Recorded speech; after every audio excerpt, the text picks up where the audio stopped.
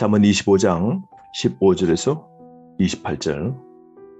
15절 말씀은 오래 참음과 온유에 대한 말씀입니다. 15절.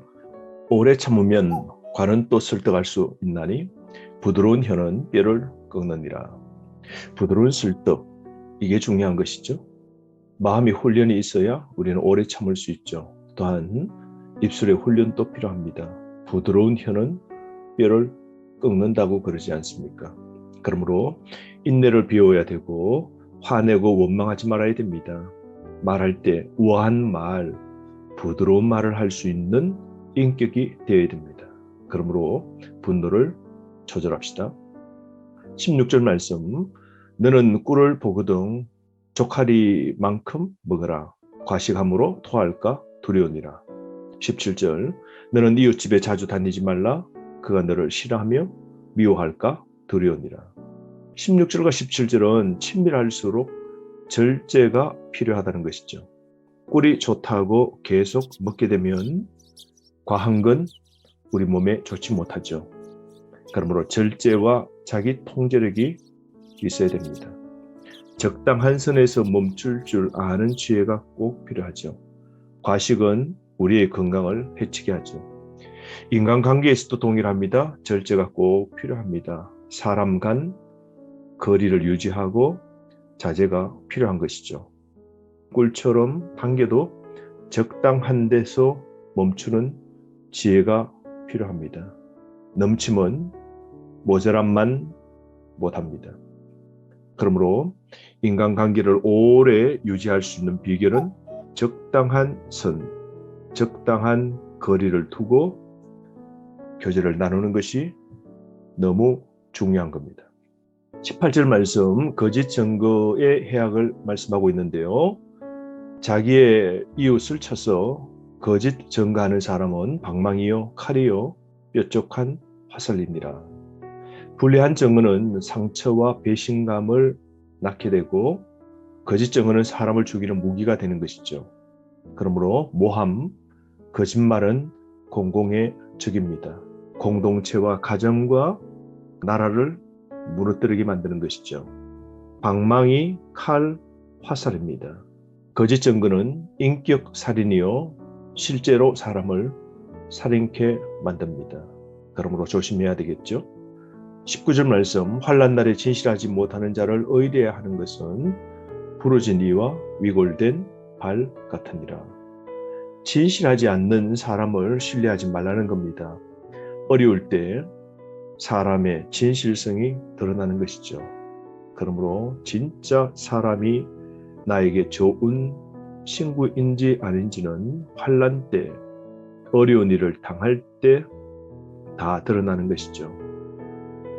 그러므로 우리는 진중한 사람의 관계를 서로 이루어야 됩니다.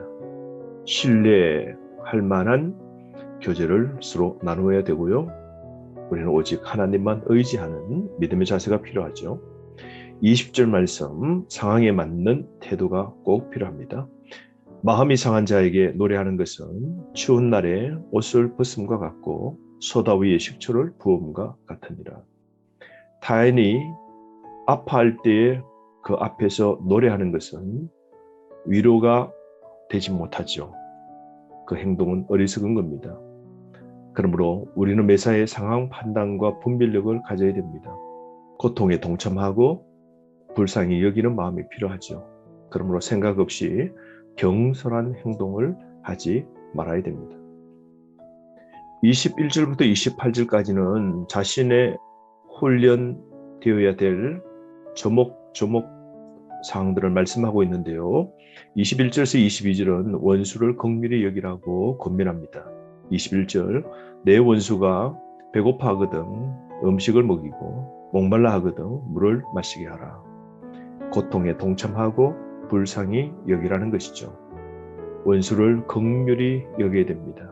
정오와 미움을 극복하고 원수를 돕는 게 지혜요 사랑입니다. 그러므로 사랑은 의지의 결단이 꼭 필요합니다. 그러므로 원수를 사랑하게 되면 원수가 회개할 것입니다. 사랑이 승리하는 겁니다. 선으로 악을 이기는 지혜가 우리에게 꼭 필요한 것이죠. 23절 말씀, 북풍이 비를 일으킴같이 참수하는 혀는 사람의 얼굴에 분을 일으키느니라. 참수하는 혀, 험담하고 뒷공론하는 자죠.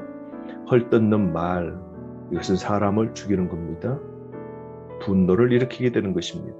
그러므로 실수 없도록 우리 혀의 단속이 꼭 필요합니다. 24절 말씀, 평화로운 가정을 위해서 어떻게 살아야 되는지 말씀하는데요. 다투는 여인과 함께 큰 집에서 사는 것보다 움막에서 혼자 사는 것이 나으니라. 하나님 바라보고 인도를 구하며 살아야 됩니다. 그러므로 다툼을 일으키는 악습이 있는 배우자와 사는 건 평생 고통이요 불행한 것이죠. 가정에서 다투지 않는 지혜가 꼭 필요하고요. 서로의 허물을 덮어주는 사랑이 반드시 선행되어야 행복한 평화로운 가정을 세워갈 수 있는 것이죠. 25절 말씀, 먼 땅에서 오는 좋은 기별은 목마른 사람에게 냉수와 같으니라. 좋은 소식은 만족과 기쁨을 주게 되죠. 그러므로 복음은 진정 오아시스이지 않습니까? 기쁜 소식, 그것은 예수 그리스도가 우리의 기쁜 소식이죠. 예수님은 생수의 근원이십니다. 그러므로 여러분, 우리에게 진정한 기쁨은 좋은 소식, 복음입니다. 이 복음을 알지 못하는 자들에게 냉수와 같은 시원함을 주고 인생의 문제를 풀게 만드는 복음을 힘있게 전하는 우리가 되어야 되지 않겠습니까? 26절 말씀, 타협하지 않고 의를 끝까지 지키라는 잠언인데요. 26절, 의인이 악인 앞에 굴복하는 것은 우물이 흐려짐과 샘이 더러워짐과 같으니라.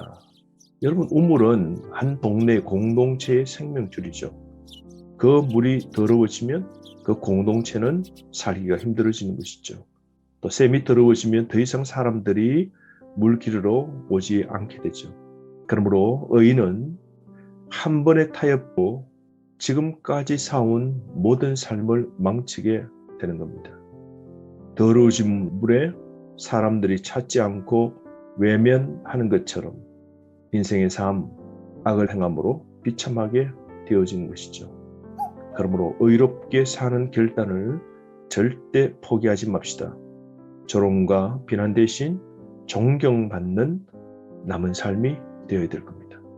27절 말씀, 꿀을 많이 먹는 것이 좋지 못하고 자기의 영예를 구하는 것이 헛되니라. 그러므로 헛된 영예에 빠지지 말고 헛된 영예를 구하지 말라는 겁니다. 우리 삶 너무 성공지향적이고 명예를 쫓아서 사는 게 목적과 목표가 되는 그런 어리석은 삶을 살면 안 됩니다. 우리가 삶에 충실하고 건면하고 성실을 다할 때 자연스럽게 주어지는 결과가 영예입니다. 그러므로 여러분, 우리 삶 세상의 모든 것은 헛되고 헛된 것임을 깨닫고 하나님의 복음과 영광을 위하여 사는 그런 지혜 결단이 필요합니다. 28절 말씀, 마음을 통제하라는 잠언인데요. 28절, 자기의 마음을 제어하지 아니하는 자는 성읍이 무너지고 성벽이 없는 것과 같으니라. 마음 가는 대로 살지 말고 제어해야 됩니다. 마음이 제멋대로 움직이지 않도록 통제해야 됩니다. 그러므로 우리에게 필요한 것은 자기 절제요, 자기 조절의 능력입니다. 여러분, 오늘 말씀 우리가 생각해 보면 자신을 제어하고 억제하는 삶이 꼭 필요하다는 것이죠. 무질서하고 욕구와 탐욕의 노예로 살지 말 것을 오늘도 잠언이 우리에게 부탁하고 있는데요. 오늘 말씀 따라 사는 지혜로운 자가 되기를 간절히 바랍니다.